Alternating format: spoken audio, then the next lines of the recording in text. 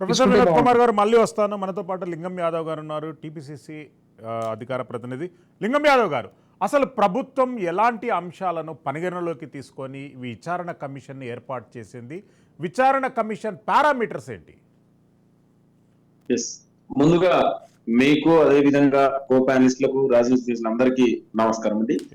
Definite గా అండి, వాళ్ళ గత 10 సంవత్సరాలుగా పరిపాలించినటువంటి కేసీఆర్ ప్రభుత్వం అవినీతి అక్రమాలకు పాల్పడిందని ఇవాళ మేము చెప్పడం కాదు, స్వయంగా కాగ్ లాంటి రిపోర్ట్లే ఎన్నో చెప్పాయి. ఇవాళ మేము as a Congress party manifesto committee member గా మా మేనిఫెస్టోనే చాలా స్పష్టంగా చెప్పడం జరిగింది.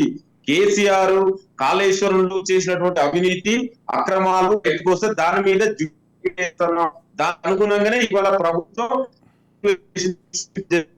చంద్రఘోష్ ఆధ్వర్యంలో ఇవాళ ఒక్కొక్కటిగా వాళ్ళు చేసినటువంటి అవినీతి అక్రమాలు, కనీసం కాళేశ్వరంలో జరుగుతున్నటువంటి కనీసం దానికి ప్లానింగ్ లేదు, డిజైన్ లేదు, కనీసం సాయిల్ టెస్ట్ కూడా సరిగా చేయలేదు. చీఫ్ ఎగ్జిక్యూటివ్ ఇంజనీర్ గా పనిచేసినటువంటి కేసీఆర్ గారు, మరి 80,000 పుస్తకాలు చదివిన కేసీఆర్ గారే దాన్ని మానస పుత్రిక అని చెప్పుకున్న కేసీఆర్ గారు ఇవాళ ఒక్కొక్కటిగా మేడిగడ్డ, ఇవాళ సుందిల్లా అన్నారం ఒక్కొక్కటిగా కుంగిపోతుంటే మరి దానికి సమాధానం ఎందుకు చెప్పలేదు? ఇవాళ కాగ్ రిపోర్ట్ చెప్పింది. అదే విధంగా నేషనల్ డ్యామ్ సేఫ్టీ అధికారులు కూడా చాలా స్పష్టంగా చెప్పారు కాళేశ్వరంలో అవినీతి జరిగిందని. ఇవాళ దాని మీదనే ఎంక్వైరీ చేయడం జరిగింది. ఇప్పుడు ఏదైనా కూడా అదే విధంగా ఇవాళ మీరు చూడండి, ఇవాళ విద్యుత్ కొనుగోలులో కూడా అక్కడ అవినీతి అక్రమాలు జరిగిన ఇవాళ ఛత్తీస్గఢ్ నుంచి కొనుగోలు చేసినప్పుడు అదే విధంగా ఓపెన్ టెండర్లు విలువకుంటా ఇవాళ ఒక కాంపిటేటివ్ బిడ్డింగ్స్ టెండర్స్ విలువకుంటా చేసిరు అనేది ఇవాళ దాని మీద కూడా జస్టిస్ నరసింహారెడ్డి కమిషన్ ఏర్పాటు చేయడం జరిగింది. ఆ కమిషన్ కూడా విచారిస్తుంది.